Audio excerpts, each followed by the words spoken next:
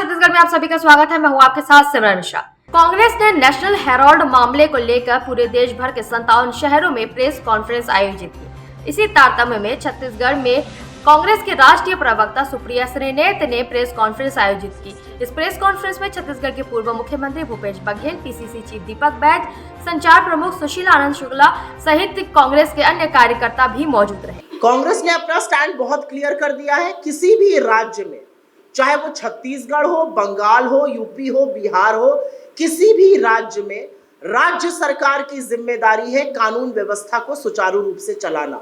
और अगर आपके यहाँ हमले हो रहे हैं, अगर आपके यहाँ वायलेंस हो रहा है, हिंसा हो रही है, तो राज्य सरकार की जिम्मेदारी है, वहां के पुलिस और प्रशासन का फेलियर है। लेकिन मैं पूरी शिद्दत के साथ यहाँ पर यह भी कहना चाहती हूँ, जो घुसपैठ की दावे किए जाते हैं, तो अमित शाह जी झुंझुना बजाने के लिए हैं क्या करने के लिए अमित शाह जी सरकार में बैठे हुए हैं?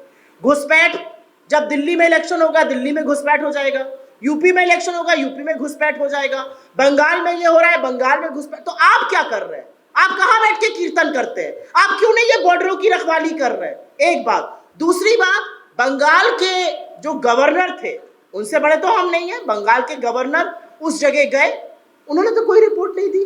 मैं तो चाहती हूं कि हर जगह का गवर्नर उतना सजग, उतना कर्मठशील हो जितना बंगाल का गवर्नर है।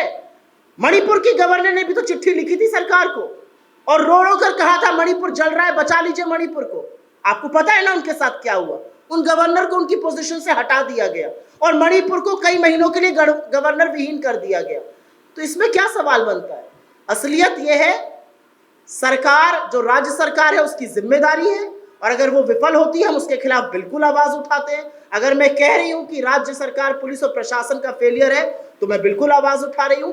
लेकिन किस हर चीज में ओछी, गंदी, भोंडी राजनीति करना, यह बीजेपी का चरित्र है, हमारा नहीं है। इसका पॉलिटिकल इंप्लीकेशन 4 साल का बच्चा आपको बाहर सड़क पे बता देगा कि नरेंद्र मोदी डरपोक है, उनको बिहार के पहले मुद्दा भटकाने के लिए एक विषय चाहिए था और वो कर रहे हैं। उनको लगता है कि क्योंकि कलई खुल रही है अडानी पर और तमाम चीजों पर, वो इस तरह की चीजें कर रहे हैं। इसका पॉलिटिकल इंप्लीकेशन ये है। धन्यवाद। असलियत यह है कि नेशनल हेराल्ड केस में जो ईडी ने चार्जशीट दायर करी है वो हास्यास्पद है।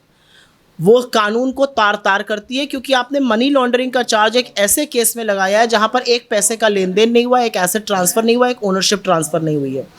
एसोसिएटेड जर्नल्स लिमिटेड वो संस्था है जो नेशनल हेराल्ड छापती है, जो कि इस देश की जंगे आज़ादी का मुखपत्र था। उसके ऊपर बहुत कर्जा हो गया था। कांग्रेस पार्टी ने 90 करोड़ का लोन 100 बैंक ट्रांजैक्शन और चेक के माध्यम से उनको दिया। जब इस पर आपत्ति हुई तो इलेक्शन कमीशन ने पीपल ऑफ रिप्रेजेंटेशन एक्ट के तहत पूरी बेंच ने रूल करके कहा इसमें कुछ भी गलत नहीं हुआ है, कांग्रेस ने इसको सार्वजनिक किया है, इसमें कोई गलती नहीं, कांग्रेस ये लोन दे सकती थी।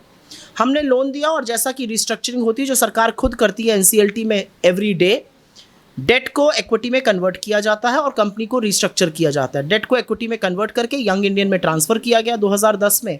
यंग इंडियन एक नॉट फॉर प्रॉफिट कंपनी है सेक्शन 25 कंपनीज एक्ट के अंतर्गत, और यंग इंडियन ने के 4 शेयर होल्डर्स थे, सोनिया जी, राहुल जी, ऑस्कर फर्नांडिस जी और मोतीलाल वोरा जी, अध्यक्ष, महासचिव, संगठन महासचिव और कोषाध्यक्ष। क्योंकि वो नॉट फॉर प्रॉफिट कंपनी है तो वो एक भी पैसे का मुनाफा, डिविडेंड या सैलरी अपने किसी शेयर होल्डर को नहीं दे सकती। तो उसका शेयर होल्डर बन के इनको कोई लाभ नहीं पहुंच रहा है, क्योंकि इनको कुछ मिलेगा नहीं उससे, पहली चीज़। दूसरा भ्रम है कि ये भी फैलाया जाता है कि एजेएल का टेक ओवर कर लिया है। एजेएल का टेक ओवर नहीं किया है। एजेएल के 760 शेयर होल्डर थे, वो 761वां शेयर होल्डर है। शेयर होल्डर होने के नाते जितने भी एसेट, जितनी भी इनकम एजेएल की थी वो उसकी अपनी है, यंग इंडियन के पास नहीं आ रही है। सोनिया जी या राहुल जी को उसका एक पैसा इनकम में नहीं आ रहा है, ये झूठ बोला गया।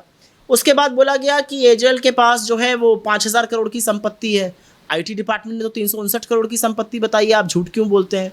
उसके बाद बोला गया कि उसके बाद सुब्रमण्यम स्वामी 2013 से 20 तक केस लड़े। जब उनका क्रॉस एग्जामिनेशन शुरू हुआ तो उन्होंने अपने ही केस पर स्टे ले लिया। सरकार ने 2021 में केस दायर किया। 2015 में ईडी ऑलरेडी कह चुका था इसमें मनी लॉन्ड्रिंग नहीं है। जिस डायरेक्टर ने कहा था उसको आपने निकाल बाहर किया।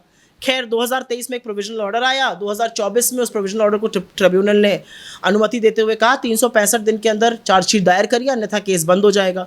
365वें दिन 9 अप्रैल 2025 को एक केस दायर होता है जिसमें चार्जेस वो लगाए जाते हैं जो केस में है ही नहीं मनी लॉन्ड्रिंग के।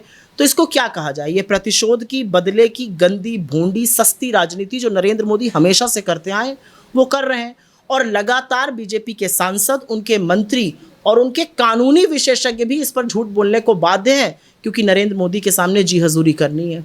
हर साल कोई ना कोई नया घोटाला सामने में लेकर आती है कांग्रेस के। क्या कांग्रेस ही बीजेपी का निशाना है या फिर राहुल गांधी और सोनिया गांधी?